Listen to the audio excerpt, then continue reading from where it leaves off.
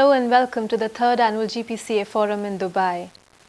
We are talking to José Carlos Grubisich, the President and CEO of Brazilian ethanol company ETH Bicenergia. Welcome to the 3rd Annual GPCA Forum, Mr. Grubisich. Has it been a difficult time for you since you took over as President at ETH this June? No, I think that this new challenge is quite exciting, mainly at this point in time, because the Brazilian market for ethanol is booming. The ethanol market has grown almost 40% in 2008 in relation to last year, and that's because ethanol is much more competitive than gasoline in the Brazilian domestic market. All the Brazilian fleet of new cars are 90% based on ethanol, the flex cars. And we think that the market, which is now around 23 billion liters of ethanol, is going to double over the next 5 to 10 years. So we think that by 2015, the Brazilian ethanol market for fuel to be blended into gasoline is going to be around 50 billion liters.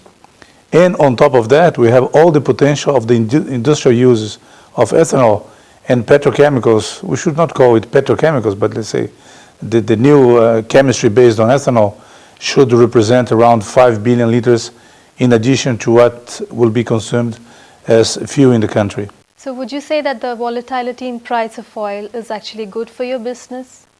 You know, it's quite particular because the gasoline price in Brazil has been stable for almost 2.5 years, because Petrobras has a special policy for pricing their gasoline in the Brazilian domestic market.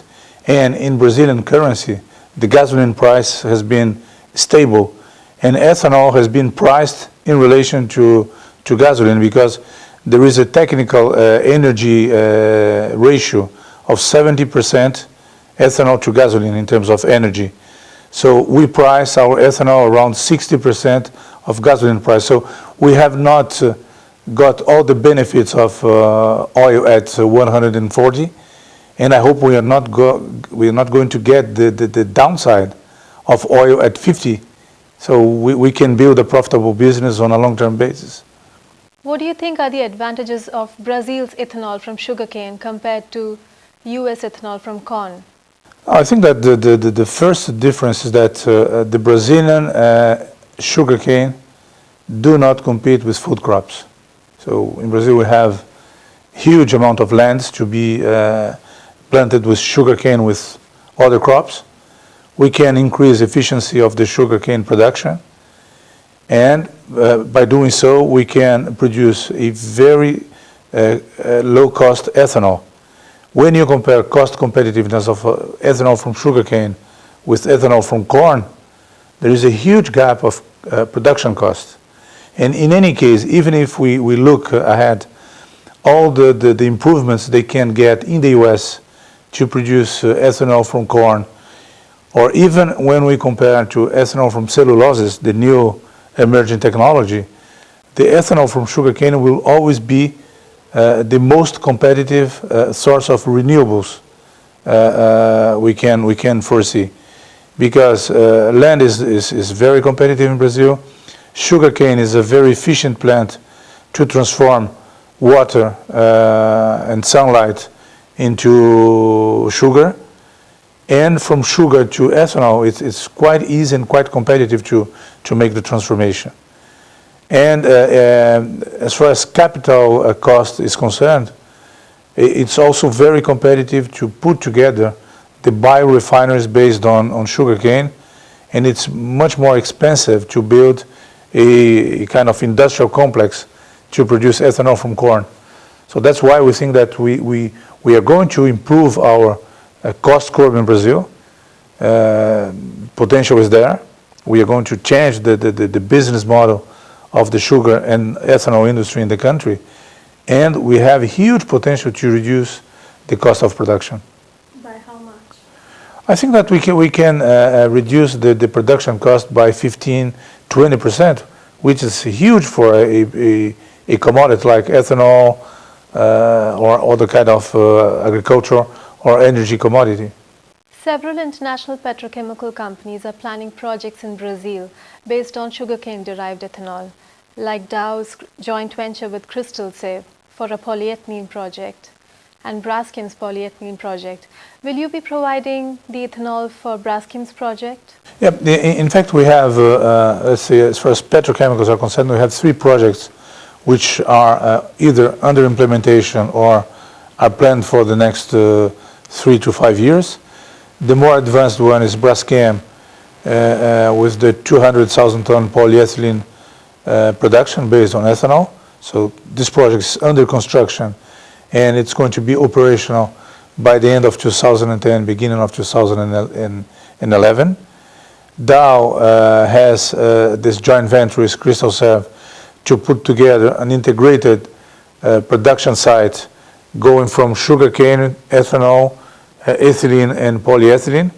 I think that they might be 2 years late in relation to the first project from Braskem. And also Solvay is planning to put together a production of PVC based on ethanol. And in addition to those 3 projects, we have already started to discuss solvent capacity increase from Brazilian players and from international players. And we see many new ideas being put together to develop new value chains in the chemical industry based on renewables. So we are going to have a very good potential to supply all those companies. We do not have any preferential agreement with Braskem, but as we are part of the same group, Braskem is controlled by Odebrecht, ETH is controlled by Odebrecht, so it should be the best way to go and the best way to find synergies among those 2 companies to have a long-term supply agreement. But both companies are, let's say, independent to make their own decision, and our target is to be the best potential supplier of ethanol to Braskem. But I think that by the end of the day, we are going to be one of their suppliers. Will we see more of such projects in Brazil in the future? I think so. I think that we have this first wave of, let's say, more simple technology, like producing ethylene from ethanol to transform into polyethylene or into PVC. But we have already been contacted by many companies looking for opportunities to invest in the same site where we are going to produce ethanol, because they think that the raw material can be competitive. They can have competitive energy made from sugarcane bagasse. So you have a kind of green site on a competitive basis. And people are trying to find new options to build their strategy upon. There is a combination of sustainability, because all the chemical companies are looking for a better position as far as sustainability is concerned. But I think that sustainability is not enough. We need to combine sustainability and cost competitiveness. And if you consider that oil price will stabilize around $80 per barrel on a kind of long-term basis, ethanol can be competitive as far as cost is concerned. So I think that companies are looking for sustainability, but they are also looking for a competitive option to build new capacities.